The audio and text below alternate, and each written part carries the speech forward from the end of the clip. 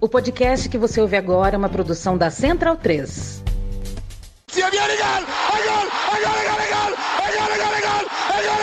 Parte Pirlo! ¡Sí! ¡Qué victoria! ¡Qué victoria del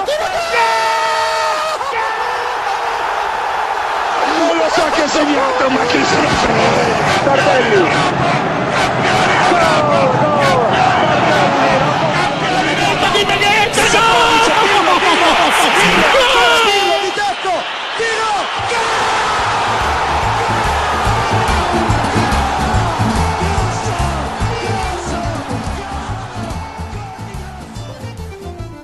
Olá a todos, sejam muito bem-vindos. Esse é o Cautiopédia, podcast da Cautiopédia, edição de número 26.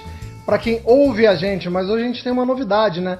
Para quem quer ver a gente, está vendo a gente pela primeira vez, a Cautiopédia agora também é uma mídia visual. Saímos só do mundo do podcast, você pode continuar escutando a gente nos seus agregadores. A gente continua com essa parceria com a Central 3, nossa grande parceira, que também tem muitos outros podcasts de muita qualidade, e a gente agradece mais uma vez a parceria com a Central 3, mas temos agora também a parceria com o Nosso Futebol.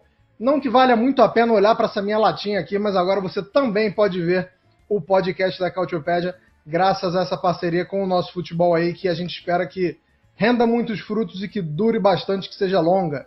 Ouça a gente como podcast ou veja a Cautiopédia aqui como um podcast, como um videocast agora, como você preferir.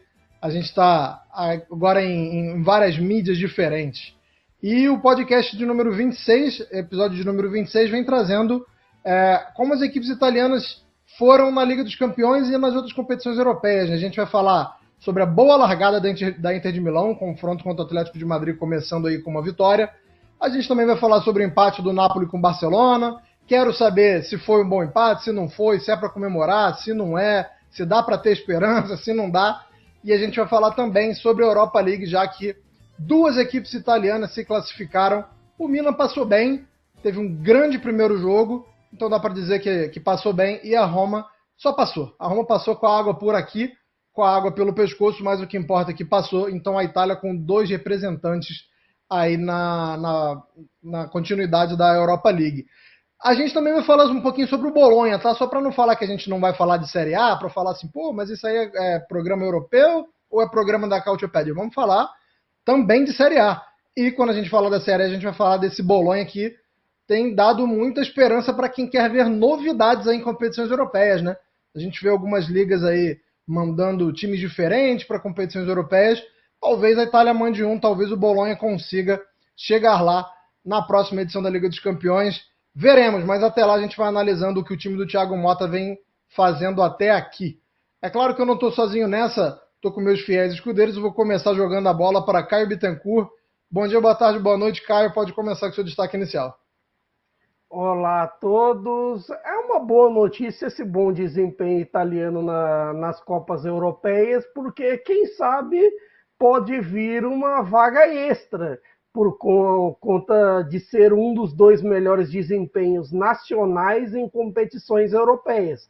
Vamos ver o que vai acontecer agora com todo mundo classificado na Europa League e na Conference League. Teremos em breve, conhecerão seus adversários, mas à medida em que isso for acontecendo, iremos comentar por aqui.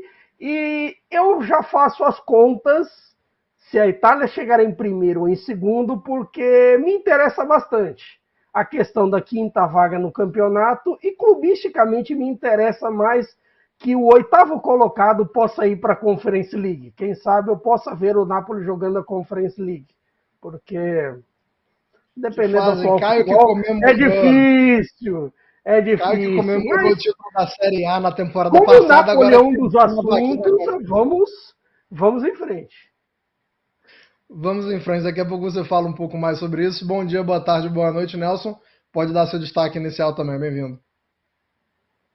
Bom dia, boa tarde, boa noite.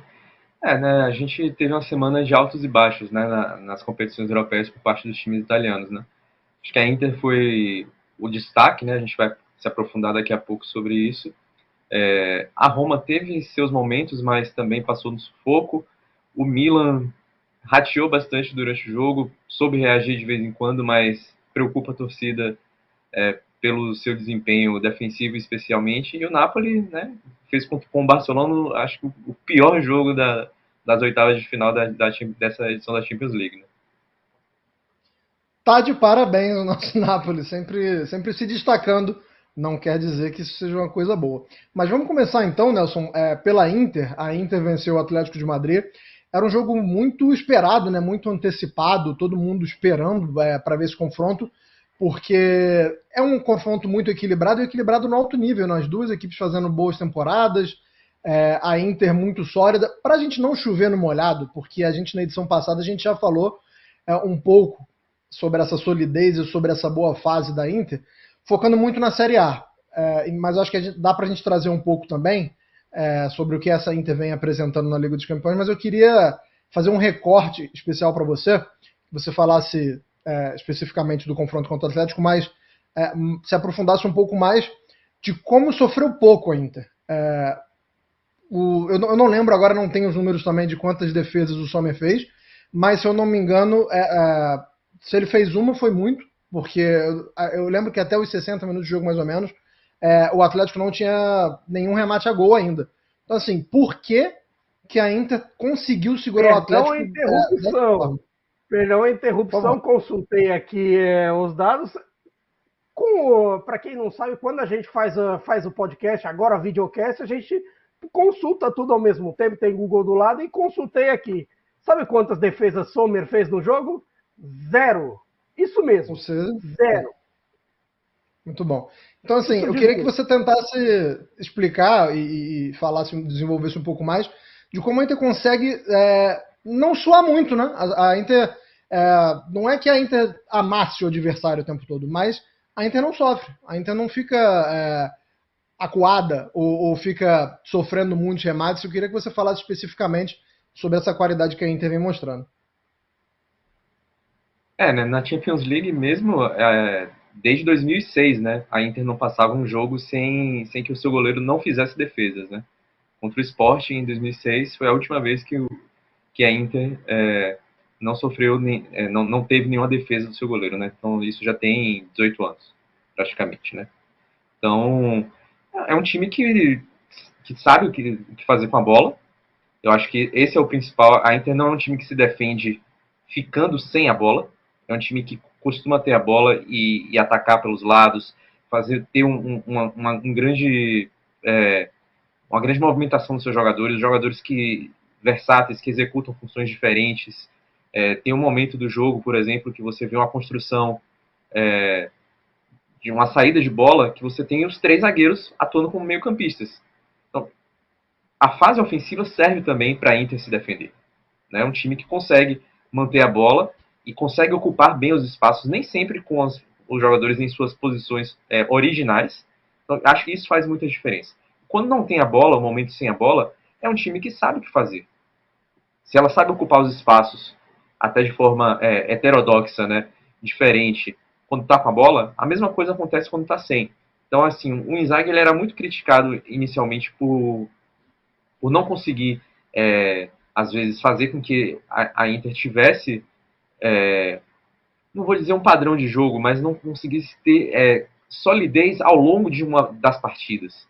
E essa Inter consegue ter. Eu acho que isso faz muita diferença. É um time que tem muita confiança nos seus próprios meios. Então você vê que é um time que consegue jogar de forma muito sincrônica, né? Um time que sabe o que está fazendo. Então eu acho que esse é o principal ponto. Você vê, por exemplo, contra o Atlético, a Inter não teve o Acerbi, jogou o De Vrij. Não dá para chamar ele de reserva, porque ele foi titular da Inter durante muito tempo, né? Desde que chegou ao clube, fez dupla com o Skriniar, depois continuou com o Antônio Conte também sendo titular. É um cara que está ali já muito ciente. E é um time que consegue mudar as peças e continuar rendendo. Você vê que, por exemplo, no segundo tempo, a Inter mudou, tirou o Di Marco, que é um jogador importantíssimo, e saiu o Darmian, que é um jogador muito importante para o equilíbrio defensivo. Entraram o Dumfries na direita e o Carlos Augusto na esquerda, e o time inclusive melhorou. Um time que conseguiu manter toda a sua solidez defensiva, mas ficou ainda mais incisivo no ataque. E nessa, acabou empurrando um pouco o Atlético para o campo de defesa.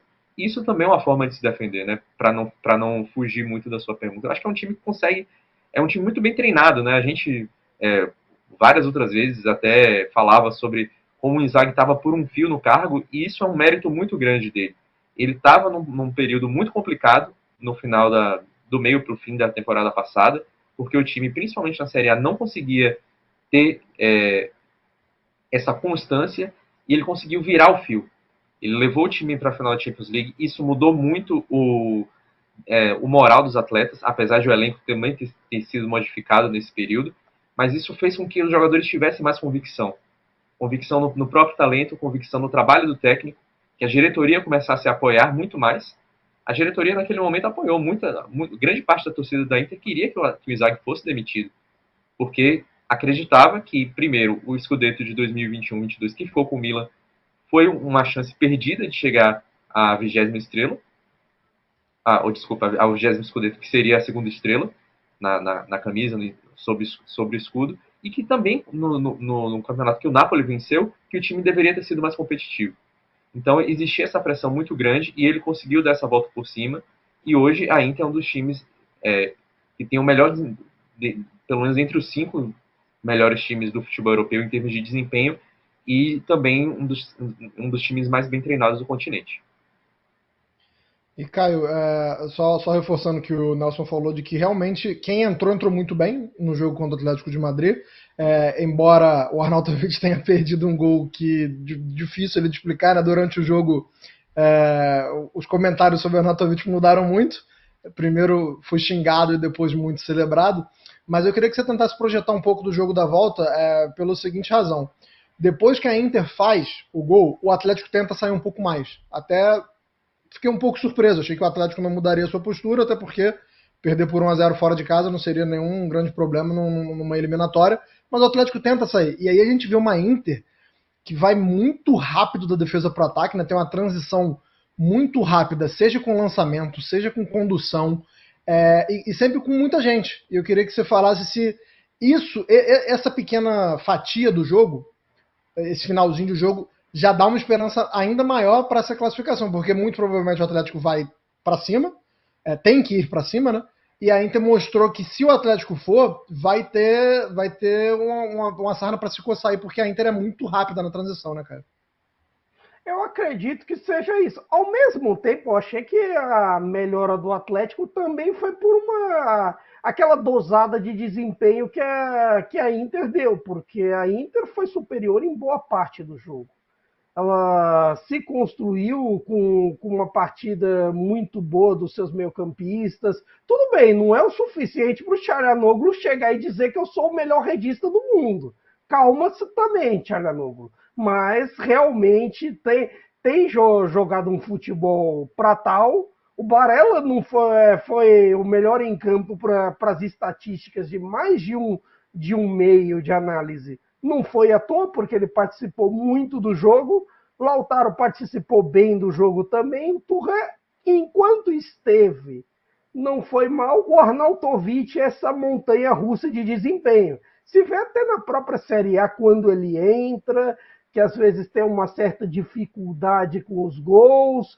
Não é um super sub que costuma guardar com tanta facilidade. Mas eu acho que à medida que essa dosagem de desempenho do elenco, e até mesmo pensando na maneira com que o time tem dosado a própria disputa campeonato e Champions League, eu acho que vem melhor preparada em relação ao Atlético, que nos últimos tempos tem uma disputa de G4 para se garantir, no fim das contas, na Liga, e uma Copa do Rei com o sonho de um título que não vem há muito tempo pro Atlético, que a Copa do Rei o Atlético não ganha desde aquela fatídica final com o Real Madrid em 12-13. Então, assim, tem uma justificativa, tem todo um negócio. Claro, o Atlético é osso duro de roer, fará um jogo duro na volta, especialmente com a força da sua torcida e tudo que envolve um jogo no Metropolitano, mas eu acredito que nesse momento a Inter apresenta um desempenho melhor. E o exemplo dessa figura é claro. O fato de um ataque com Griezmann, com Llorente, com Morata entrando com boas jogadas de lado, com o Molina e com o Samuel Lino, não ter criado nada, nenhum chute a gol, né, nem mesmo fazer o Sommer, que tem sido o melhor goleiro do campeonato até agora, não trabalhar é um sinal dos tempos. É um sinal de que o Moratinha aprontar. Sim, poderia ser. No fim das contas, ele vivia guardando gols contra a Inter, principalmente na primeira passagem de Juventus. Mas foi nulo em campo. Tá? Foi nulo. E só para a gente dar um contexto aqui também que a Inter venceu, e a vantagem da Inter no campeonato, para quem não está acompanhando muito a Série A, vantagem de 9 pontos com um jogo a menos, né? A Inter tem um jogo a menos que a Juventus, porque foi lá para a Arábia Saudita jogar a Supercopa, então uma vantagem considerável. Para quem está pensando assim, mas será que a Inter vai inteira para a Liga dos Campeões? Muito provavelmente, porque se tiver que poupar, tem essa gordurinha boa na Série A, embora... Só tem um ponto agora do ir inteira, especialmente com Marcos Thuram. Claro, o Arnautovic deu conta do recado, deu conta do recado. Só que, assim, a dupla Lautaro e Thuram funcionou de maneira muito boa na fase de grupos, tem funcionado de maneira muito boa no campeonato, e dosá-lo em maneiras físicas ideais é o essencial, é a chave para a Inter sonhar com um bom jogo e a classificação em Madrid. Até mesmo pensando em disparar ainda mais no campeonato. Eu não sei exatamente como estão as condições físicas dele, mas nesse quesito, Thuram e Lautaro pode ser um sonho ideal. E a Inter que vem muito bem na Itália e também contando aí com a Juventus que não vence há 4 rodadas. Mas não vamos falar de Juventus hoje. Hoje Juventus não tem vez, porque quando falarmos da Série A vai ser para falarmos sobre o Napoli, que é o nosso próximo assunto, e também para falar um pouco sobre o Bolonha. O Napoli, Caio Bittencourt, vou continuar com você. O Napoli empatou com o Barcelona, teve aquele golzinho do Osimhen no final do jogo, nem tanto no final assim, mas digamos assim, na reta final do jogo. E eu queria saber se dá para comemorar, se hoje em dia não dá para comemorar absolutamente nada que vem da campanha, que toda notícia que vem do Napoli é mais uma agulhada no coração do torcedor napolitano. E queria que você falasse também da troca de comando, né? Pode falar sobre o jogo contra o Barcelona, mas para quem não sabe, o Napoli tem um novo treinador, né? De novo, esse é o negócio. Tudo bem que no fim das contas, em relação a um cara que nunca deveria ter estado lá, que foi o Rudi Garcia, e alguém que se provou um dinossauro da bola, é até bom falar como dinossauro, porque eu gosto de dinossauros. Eu gosto de dinossauros e também gosto de Walter Mazzarri, mas pelo passado. Não pela atualidade, não pelo que vem apresentando, não pelo horror que foi contra Milan, que foi o horror contra o Genoa, até o Engon entrar e fazer o gol, e no fim, coitado, ele se machucou. E, assim, essa tentativa do Calzona era, sobretudo, uma tentativa de se reconciliar com o passado, de reconciliar com as ideias do Sarri, com as ideias do Spalletti, e, assim, tentar também uma relação positiva de quem já era auxiliar, positiva de quem treina Lobotka na seleção, positiva de quem treina Hamsik, que, inclusive, foi cogitado para ser o auxiliar técnico do Napoli. Por hora ele negou, vai ficar só sendo auxiliar técnico da Eslováquia na Euro. Mas, assim, a notícia foi até comemorada. Mas estava lá também, né? Estava lá no Diego Armando Maradona, no jogo contra o Barcelona. Estava lá também porque, assim, segundo ele, esse jogo não dava para perder. Coitado, merecia o melhor jogo das duas partes. Dava para perder, sim. Olha, dava para perder. Talvez, assim, É um jogo europeu, Champions League e tudo mais, mas Rancic, você talvez tivesse outra coisa para fazer. Dito isso, também teve uma boa notícia, que foi a volta do preparador físico do Francesco Sinatti, que foi o cara que comandou a preparação física, tão elogiada quando o Napoli ganhou o campeonato italiano de 22-23. Aí saiu, trocou por um açougueiro que veio junto com o Rudi Garcia, graças a Deus eu não lembro mais o nome, nem faço questão, mas dito isso, o porém desse jogo é, à medida que você faz um planejamento para a Liga dos Campeões, para a temporada, você faz um planejamento, você pensa no seu treinador, você pensa no time que tem de ideal, você pensa em formas para bater o adversário, porque esse sorteio foi em dezembro, parece que De Laurentiis, esse pessoal não lembra, mas foi em dezembro, e assim, já podia se projetar de formas para bater o Barcelona, de formas para competir, pelo menos. O problema é que o Napoli não competiu na maior parte do tempo. Foi um bombardeio até os 60, até a primeira hora de jogo foi um grande bombardeio do Barcelona. Grandes criações, uma partida boa do Yamal, boa do Lewandowski e boa do Pedri, que fizeram o Meire trabalhar muito e até saiu tarde, de certa forma, o gol do Lewandowski. O problema do Napoli é o mesmo do Mazzarri, é o mesmo do Garcia e virou o mesmo com o Calzone inicialmente. Por quê? Justamente pela falta de um homem criador.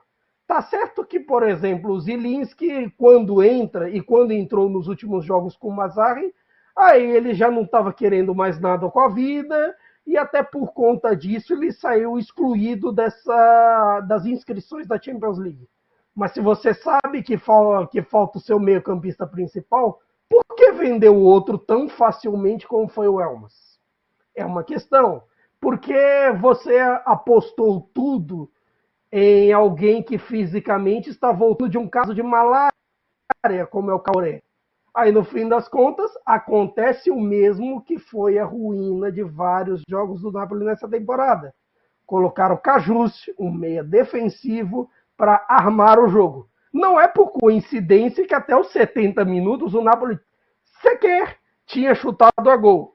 Tinha até uma estatística que o Mr. Chip, aquele mago das estatísticas, citou, que nos últimos 20 anos, só 4 times tinham passado o primeiro tempo de um mata-mata em casa, na Champions League, sem chutar. O Napoli conseguiu essa proeza.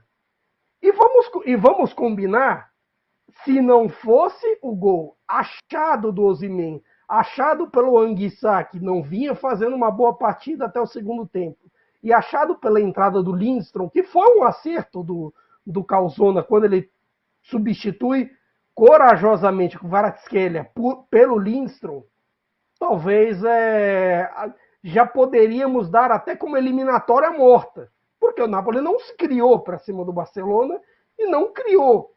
Um time que cria tão pouco, que finaliza tão pouco, não tem condições de competir. Mas aí você entra na outra questão do problema da falta de planejamento. Se você queria o Calzona, se você queria trazer de volta essas ideias, por que você resolve fazer isso num espaço de 4 dias entre um jogo e outro?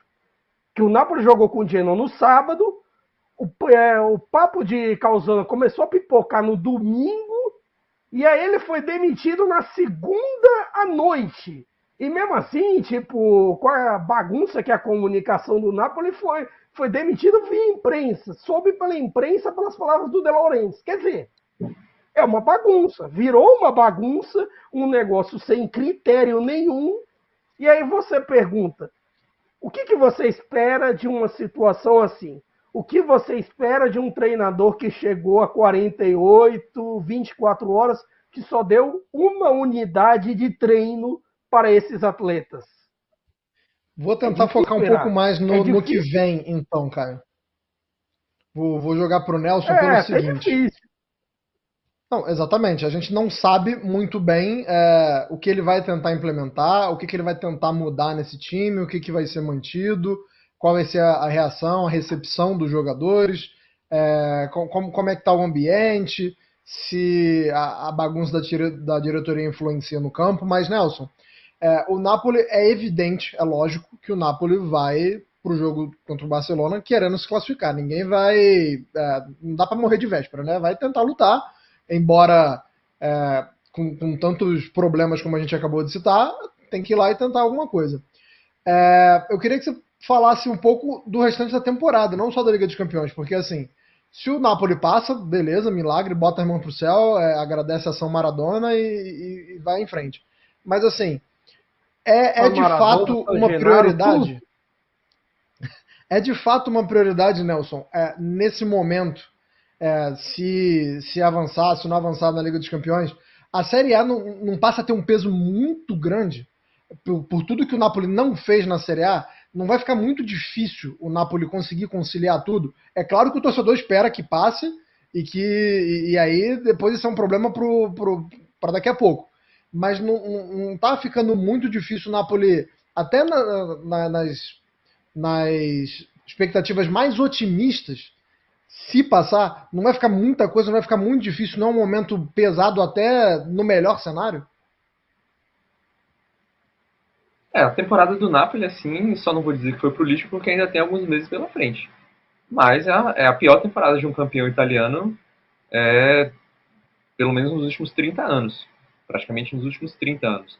Desde que o Milan do Capello foi campeão, no meio da década de 90, e houve a substituição pelo Tabares, que o Milan fez um péssimo campeonato, até o saque, até uma coisa que remete até um pouco ao que o Napoli fez nessa temporada, né, de trazer um nome antigo, de que já tinha tido um passado glorioso no clube,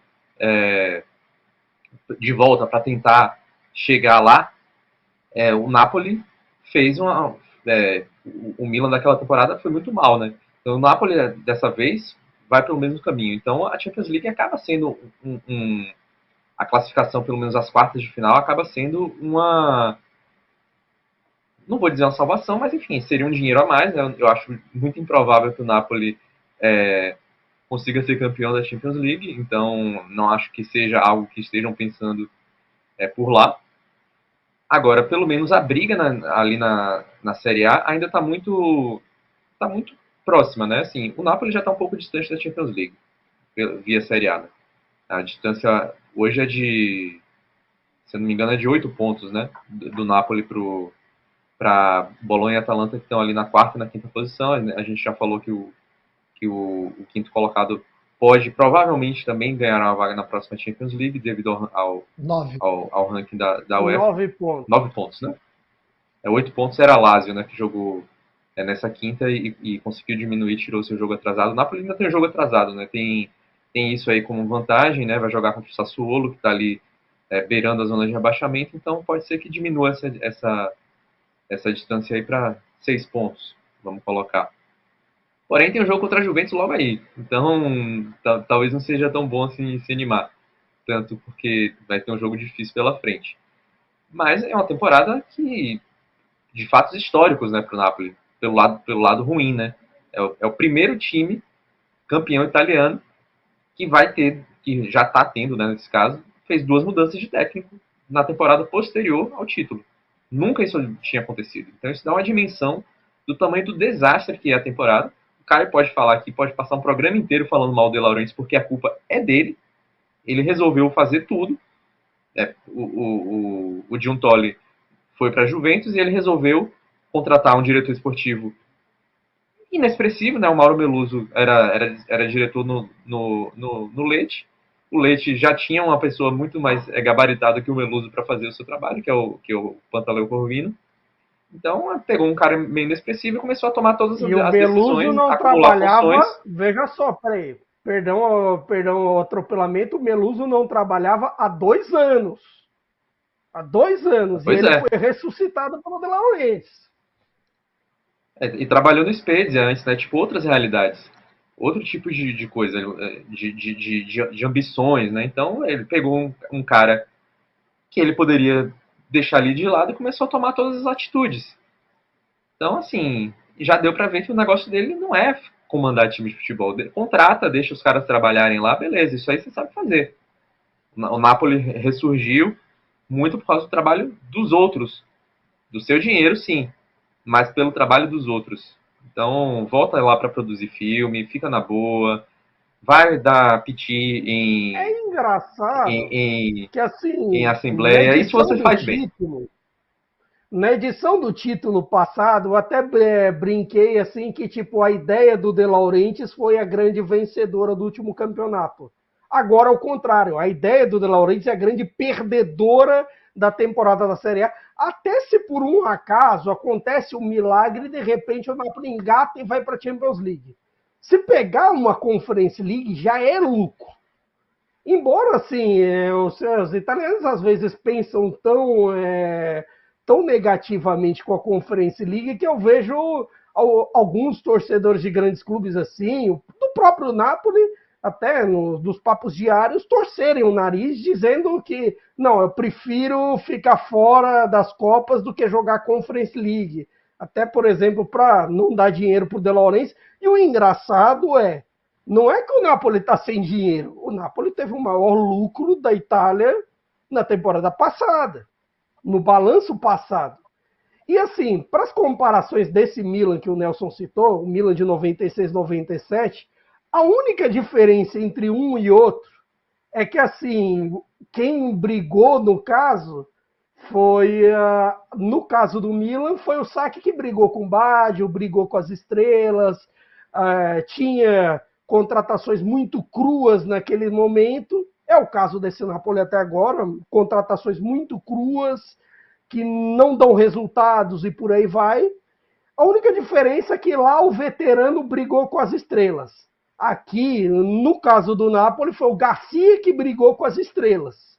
Então, assim, fora isso, são situações até parecidas. O Milan de 96, 97 ainda em pontos ficou, se não me engano, a uns 30 da Juventus, já pioneira na era dos 3 pontos, e assim, chegou a ficar 6 na frente da zona do rebaixamento. Tudo bem, naquele tempo caíam 4, não caía 3 como agora, mas isso diz muito da dimensão sobre qual time o Napoli se igualou. Tudo bem, os napolitanos vão lembrar de 90 a 91, que foi outra temporada pós-título de desastre.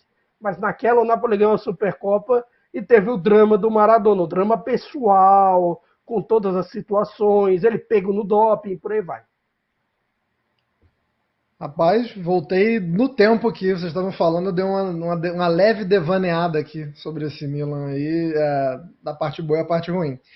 Vamos para a Europa League então, porque já que começamos a falar de Milan, vamos seguir aí nessa batida, vamos seguir em vermelho e preto, porque o Milan, como eu falei no nosso começo de programa, fez um ótimo primeiro jogo contra o Rennes. Hoje, nem tanto, mas em certos momentos, como o Nelson já tinha citado, e eu vou jogar para você de novo, Nelson, o Milan soube reagir, né, diante de pênalti. O Milan tomou 2 gols de pênalti hoje, mas queria que você falasse como é que foi esse jogo, essa classificação do Milan, e que você falasse um pouco mais sobre o que você falou no começo, que o Milan deixa o torcedor um tanto quanto ressabiado por causa do desempenho defensivo. Explique isso aí melhor pra gente. Eu estava acompanhando o jogo enquanto estava vendo também o pessoal da AC Milan Brasil comentando, né, ao mesmo tempo. E é engraçado o nível de incredulidade da torcida com o que o Pioli fez com a defesa do Milan, né? É uma defesa que, no ano do título, era uma defesa muito forte. Era uma defesa que conseguia jogar muito bem. Tudo bem, né? O Tomori tá machucado, durante o campeonato inteiro teve milhões de problemas defensivos, muito problema físico, que eu acho que isso tem pesado muito na temporada do Milan de maneira geral. Preparação física certamente não está das mais adequadas, senão não estariam acontecendo tantos problemas, principalmente de ordem muscular. Mas tudo bem, tipo, se você for olhar, os gols foram de momentos assim, né? Foi um gol de fora da área e outros 2 gols de pênalti. Mas você vê o que é chegando atrasado para fazer um bote, um toque de mão do Jovic que já pula com o braço aberto. Então, assim, outros movimentos que o Rennes chegava de forma mais... um pouco mais de facilidade, né? O Milan não permitia esse tipo de coisa. Então você vê que até a reformulação do elenco, o fato de ter muitos jogadores mais jovens, também tem colaborado, né? O Pioli tinha um elenco um pouco mais cascudo, digamos assim, nas mãos. Agora ele precisou reconstruir e não está dando muito certo. Só o Ibra já deixava o elenco 2 vezes mais cascudo. Exatamente. Você vê um jogador, por exemplo, que nem estava no elenco que foi campeão italiano, mas que na última temporada, por exemplo, fez uma temporada muito boa, que é o zagueiro Thiago, né? O alemão que chegou do Schalke 04. A evolução que esse cara tem mostrado ao longo da temporada, ele estava no banco nesse jogo, por exemplo, porque tem jogado muito mal. Você vê na Série A, por exemplo, o tipo de jogada boba que ele está fazendo. Chegou no último jogo, por exemplo, cometeu um pênalti depois de dar uma entrada forte, já tinha dado um carrinho fora da área, não conseguiu, insistiu em cometer o pênalti. Assim, parece que o time perdeu um pouco o foco defensivo, né? Então, eu vejo o Milan como um time muito oscilante ao longo da temporada como um todo, e acho que isso é muito complicado para você lidar com esse tipo de situação, com esse tipo de irregularidade no mata-mata.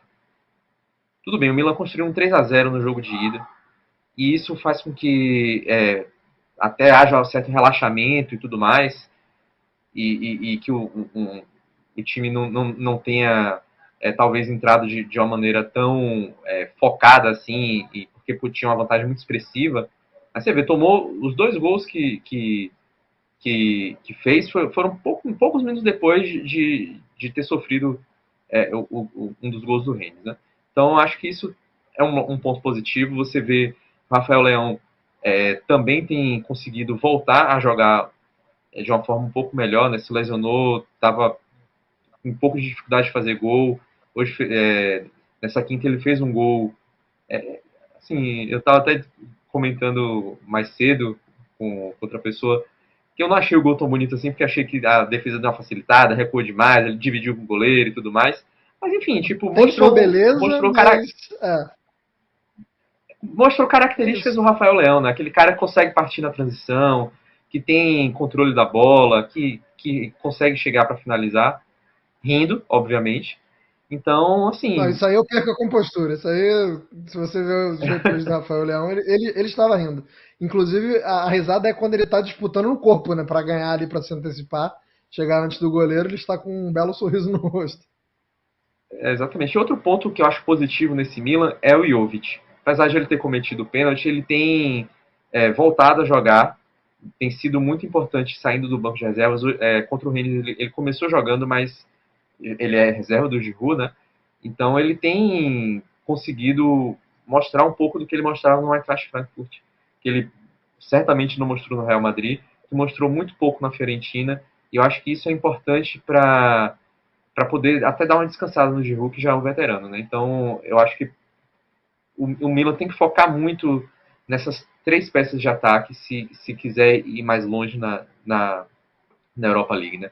O Giroud ou o Jovic ali no ataque, fazendo seus gols, o Rafael Leão e a regularidade do Pulisic, que para mim é o principal jogador do Milan nessa temporada. Bem, muito bem. E cuidado com o Vascão, hein? Cuidado com o Vascão, que o Vasco tá querendo o Giroud aí. Mas, falando sério agora, não passa da empolgação da torcida. É só isso. Um monte de vascaíno indo lá no Instagram do Giroud e falando bem pro Vascão, mas não passa disso, pelo menos até o momento, o Giroud muito bem no Milan. Caio, vamos falar do outro italiano, então, a Roma, porque na edição passada eu até comentei, né? Falei assim, não sei quantos Roma e Feyenoord eu vi recentemente, e aí o Nelson trouxe os números, mas a igualdade permanece, embora no final, a maioria das vezes a Roma se saiu vitoriosa, saiu vencedora ou conseguiu classificações, mas não chega a ser fácil, né, a vida da Roma contra o Feyenoord, assim como não foi. Queria que você falasse dessa eliminatória aí, a Roma do De Rossi, né? A Roma do De Rossi, a gente falou um pouco mais na última edição também de como tem sido essa transição Mourinho-De Rossi. Queria que você falasse como é que foi o jogo de hoje e se dá para ver também, né, nesse jogo de hoje diferenças entre De Rossi e Mourinho, entre os times comandados por De Rossi e Mourinho. Diferenças, eu acredito que já tem uma muito clara, que é o fator fator tático. Afinal de contas, quando que Mourinho iria com uma linha de 4 num jogo tão competitivo como foi esse diante do Feyenoord? Com pontas rápidos, com jogadores da qualidade de um Stengs, de um Igor Paixão, com a qualidade do Jimenez, que o cara faz gol até sem querer. Deu um azar a defesa da Roma, é verdade, mas o cara faz gol até sem querer. Então, assim, o Mourinho não tentaria por essa via. Inclusive, ele ganhou jogos contra o Feyenoord do mesmo Arne Slot por meio do seu sistema de 3 zagueiros, por meio do 3-5-2. E dessa vez, talvez foi um jogo um pouco mais equilibrado. Talvez a Roma não martelou tanto no ataque quanto se esperava que seria. Mas, ao mesmo tempo, o Feyenoord não criou tanto quanto se imaginava, nem mesmo em momentos em que o Feyenoord passou a ter mais a bola. Principalmente a partir dali da segunda metade do segundo tempo, a prorrogação, achei que o Feyenoord foi melhor, mas pouquíssimo efetivo. E achei que a partida de alguns nomes ofensivos foi um pouco abaixo. Por exemplo, a do Lukaku foi muito abaixo. Gols que ele, em seus melhores momentos, não costuma perder. Para além do gol, Pellegrini, quando esteve em campo, fez uma partida boa. A entrada do Aouar talvez deu uma mudada nas coisas, mas não melhorou tanto a Roma ofensivamente, a meu ver. E acredito que Zalewski e Baldanzi, nessa nova função para o Zalewski como ponta, não criaram tanto. Que deve ser o que? A quarta ou quinta função já que dão por ele na Roma, mais ou menos?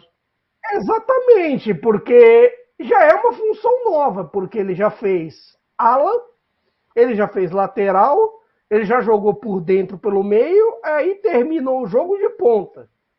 Vamos ver se é uma experiência que o De Rossi vai se manter. Eu gostei dele ter dado chance para o Baldanzi também. O Baldanzi é uma jovem promessa, é um conceito interessante, de repente pode criar algo legal, mas acho que nesse jogo ainda não foi o caso.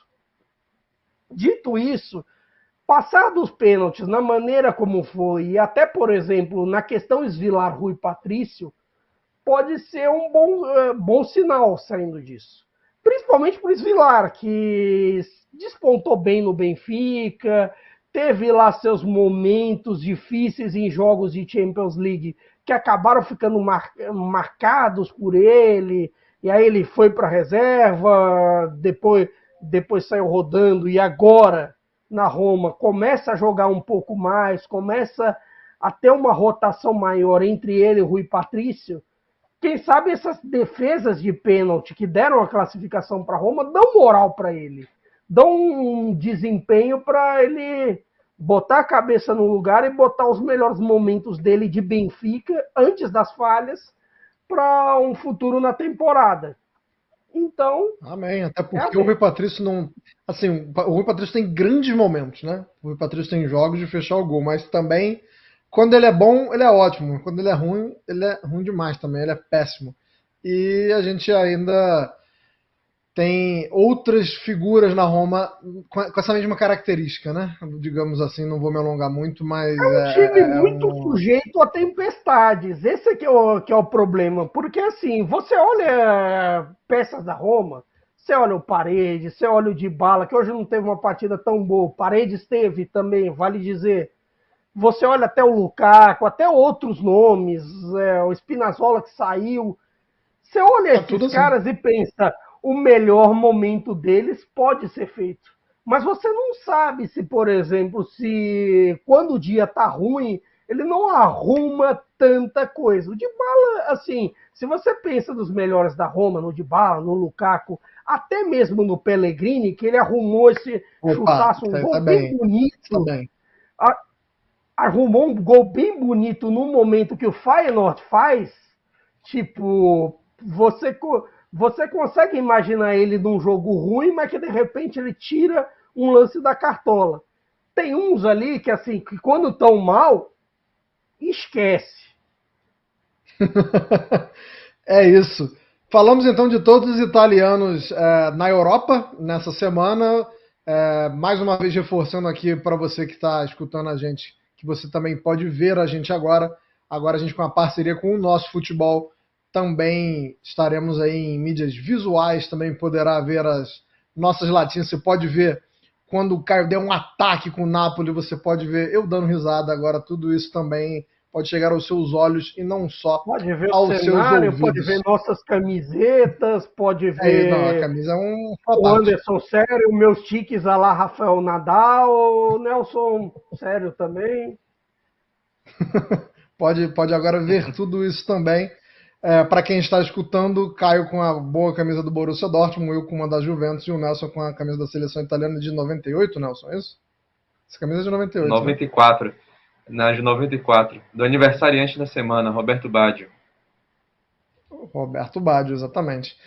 Vamos falar então um pouco de Série A com o Instagram, agora o moderno, o digital Roberto Baggio.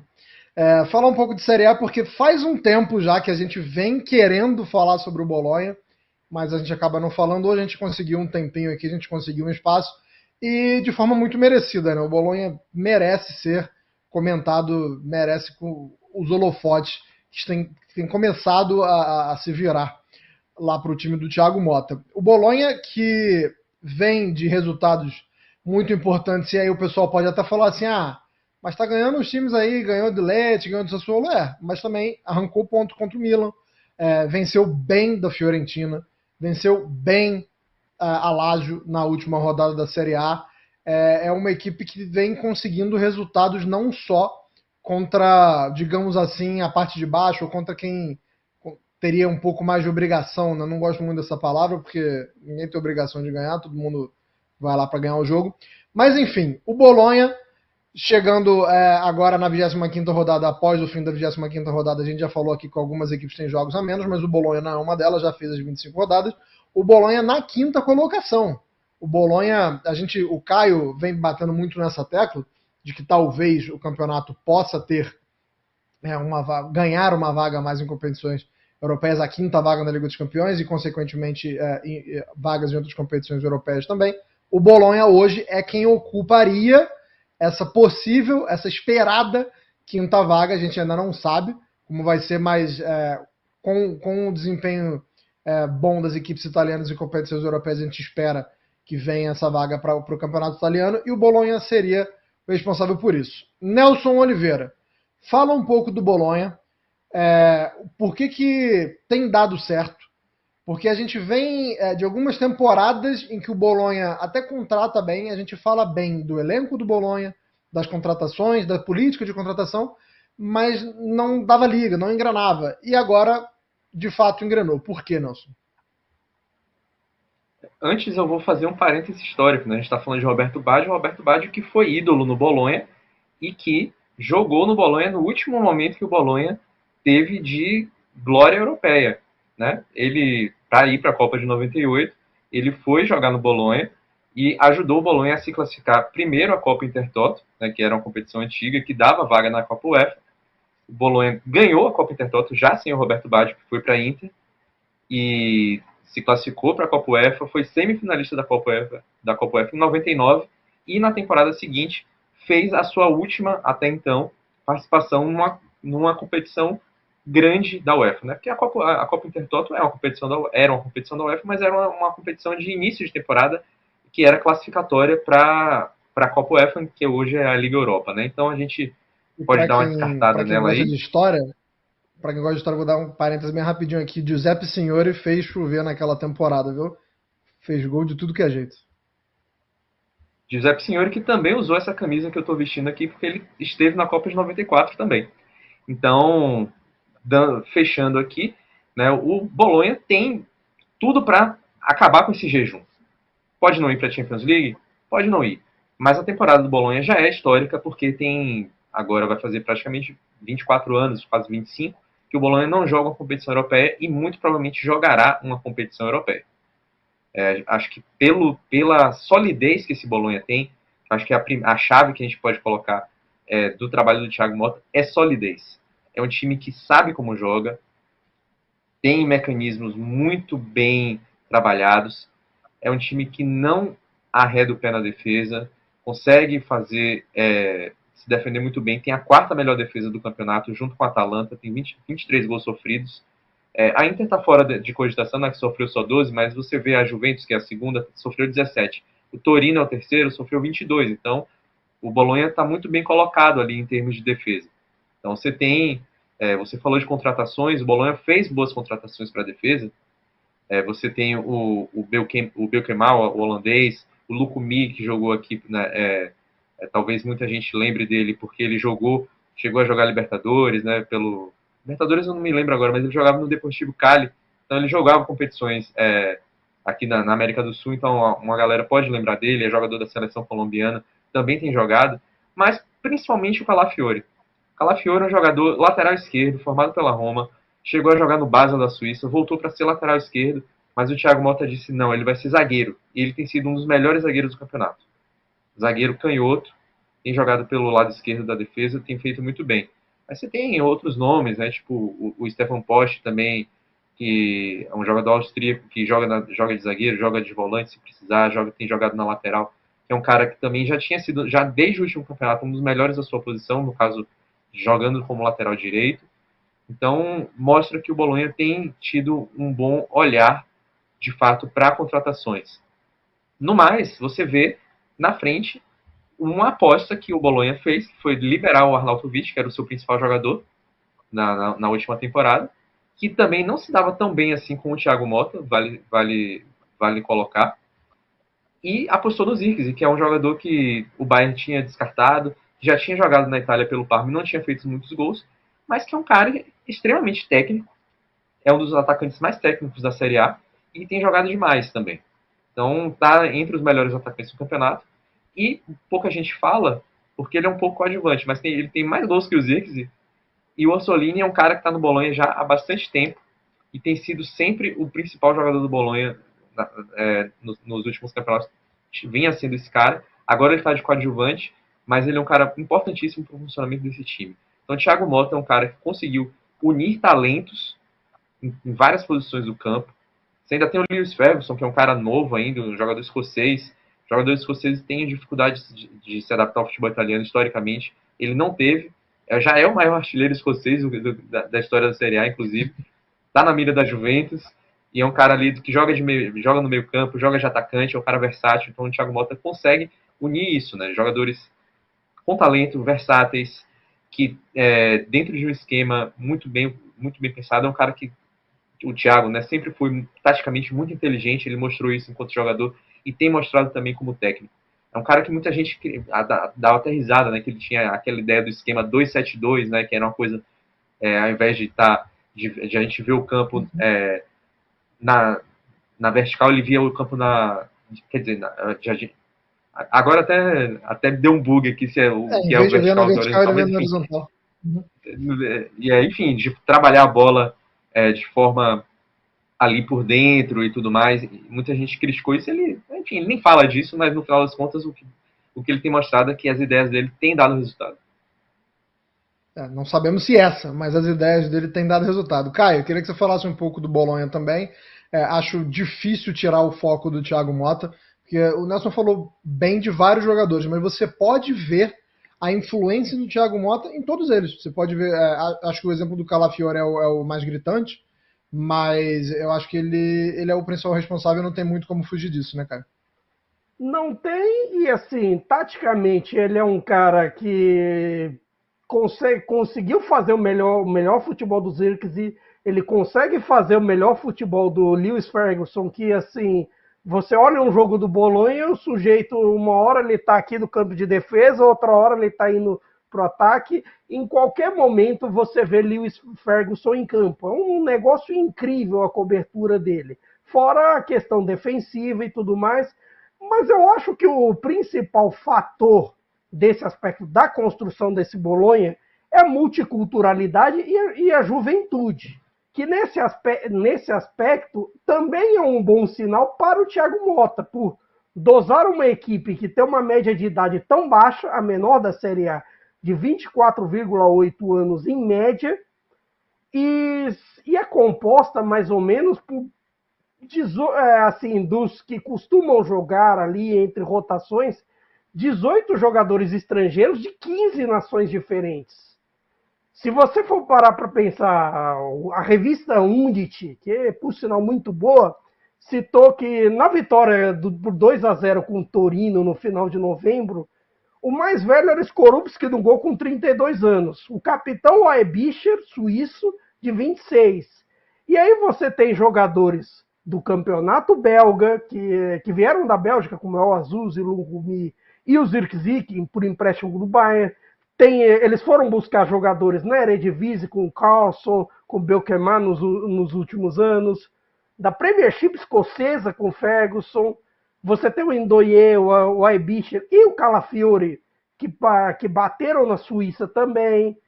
Não é muito daquela história de você bater sempre na Ligue 1, na Premier League, para quem tem um pouquinho mais de dinheiro, na Bundesliga alemã e até na própria Série A. Mas a criatividade, que também é um processo do Thiago Motta colocando essa rapaziada toda para jogar, do Giovanni Sartori, que já nos trabalhos anteriores com Chievo e Atalanta fez um bom negócio com o scouting, a presença de um ídolo como o Divaio, que é um dos homens fortes do futebol do Bolonha, e está lá comandando esse time, e até a paciência do dono mesmo, do Joey Saputo, ou Giuseppe Saputo, como eu preferi, que ele tem essa de duplo nome.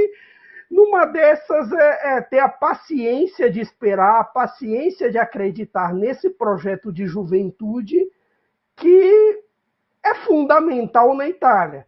Mais até do que em outros campeonatos, porque trabalhos costumavam se esvair muito rápido. Agora a gente vive um período que, salvo se você não é da Campania, no caso Napoli-Salernitana, a manutenção de técnicos, de trabalhos tem sido muito forte.